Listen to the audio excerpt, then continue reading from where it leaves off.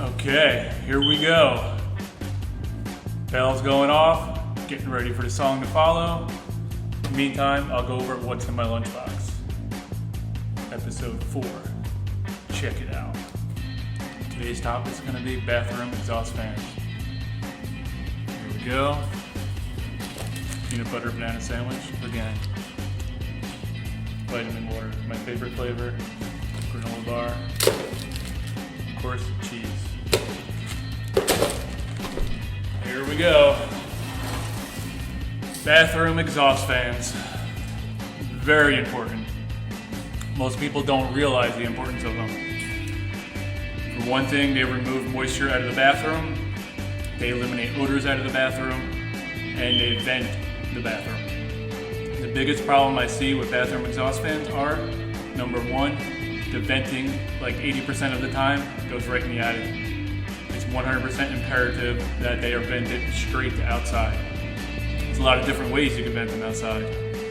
One way is, depending on where the bathroom is located, through the roof with one of these.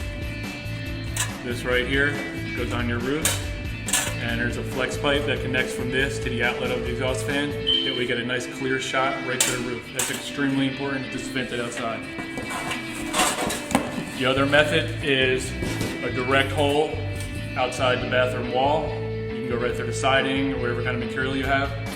And with those, they usually have something looks kind of like this. This one's actually for a dryer vent, but it looks like this. And when it comes on, opens up and blows out. And they have one that's through the soffit that hangs down. When it comes on, it falls out like that. But again, this one's for a dryer, so just to give you an idea. And the other thing is maintenance. People don't realize how important it is to do maintenance on these. You can see these little motors right here. They're constantly clogging up with dust and dirt and debris.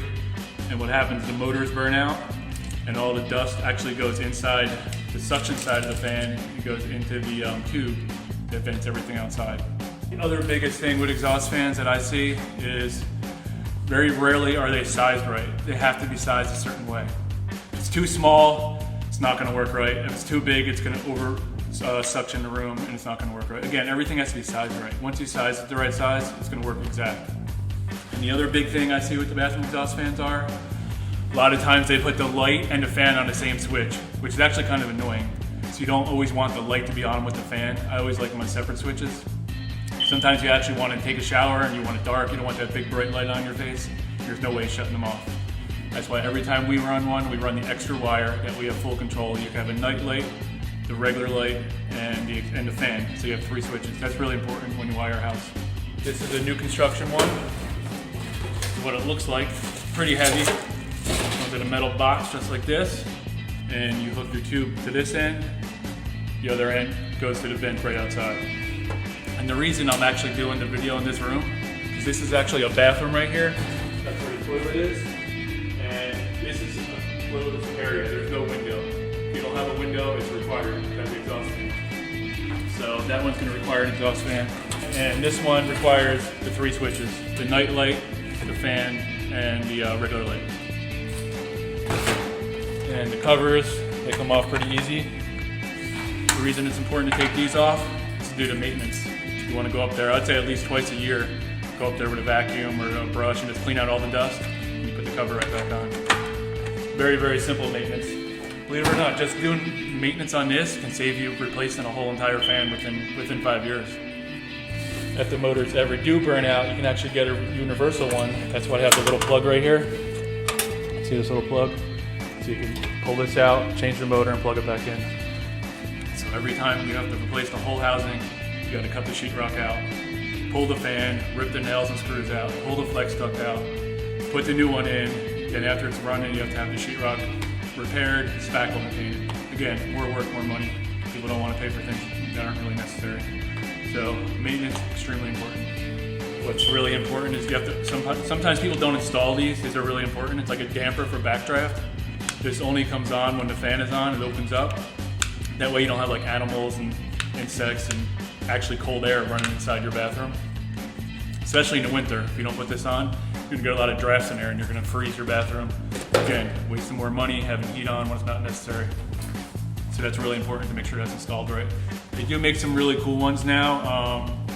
They make a Bluetooth one that you can put in your bathroom, and it syncs with your phone. So it has a speaker built in there. So anytime you're in your bathroom taking a shower, you want to hear music, it's waterproof. Literally go on your phone, you sync it, and it'll play whatever's on your phone. Those are really cool. And they have really cool nightlight ones. They have like neon LEDs in there, and they have different colored lights that flash around. Those are pretty cool. And again, all this stuff is Wi-Fi capability, so you can put it on your smart home system. And yeah, like when you go to Home Depot or Lowe's to buy them, I know sometimes it's overwhelming, so you'll see on the shelf, they'll have like 10 or 12 different ones. That's why it's so important to just size it right, to measure the bathroom first before you go there. Then you look on a little chart, it'll tell you what size you need.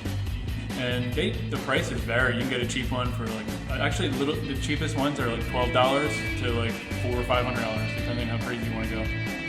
But I would say probably 60% of the time that we replace them, we have to cut the sheetrock open. Because some of the old ones, you can't get the inserts to match up. You have to replace the whole housing, which is the whole housing. And to get this in, even if you're dealing with the exact same footprint, to get this in the ceiling is not easy. It's these two little tabs right here have to go exactly against the joist. And to get it to fit, obviously you have to cut the hole bigger, slide it up there, screw it in, that way it fits. Let's see what else we got here to show you guys. So this is the one that is from a job where it got totally filled with dust and the motor burnt out, so it's a replacement. See right there how dirty it is? I just came across some nasty things in these before and replacing them. Like I said, a lot of people don't change or do maintenance on them or replace them. So if you have one that's sitting in somebody's house for like 20 or 30 years, the amount of crap that's in there is really nasty. I've actually seen birds nest in them, bird eggs in them before, birds, mice, all kinds of animals. When people don't have the vent installed correctly where it's open, animals can run in there. They like the noise, so they sit in there by the fan. I've done a job one time in a house where there was a really nasty smell. They didn't know where it was coming from, and we just happened to be there to change it. And we found out there was a dead animal in here, and it was kind of nasty. The timer thing, that's really important. A lot of people turn them on, they'll walk out of the bathroom, and they don't shut off. And it's more run hours on the motor. You could burn the motor out. That's why it's really important to install a timer on them, or a Wi-Fi system. That way you can shut them off. Most of the time when you take a shower, you don't stay in there 15 minutes after. I mean, some people do, but if you do leave, you're going to forget to turn it off, and it's just going to stay on until the next person comes in the bathroom. That's why the timers are really good. Again, it's good for energy saving, energy management. Let's see if there's any questions so far. How long or little should you leave the exhaust fan on? Oh, that's a really good one. A lot of exhaust fans, when you go in different public places, they have timers on there. So you can literally, it's a spring-wound timer for like up to 5 minutes. So I would say when you're in the bathroom, you would definitely want it on. Obviously you want to turn it on before you go in the shower. And I would say leave it on maybe like 15 minutes after you're done with the shower, just to get everything out. How much does it cost to install one? The price varies. There is an install or replacement.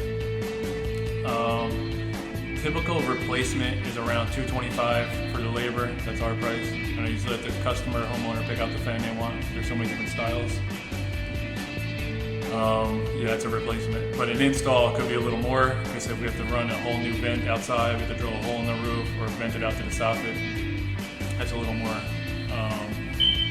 During new construction, it's less because the house is all open and we usually do the builder grades. All right, well, thanks for watching, everybody. Until tomorrow, the next episode. Have a great day. Be safe, most important thing. Thanks.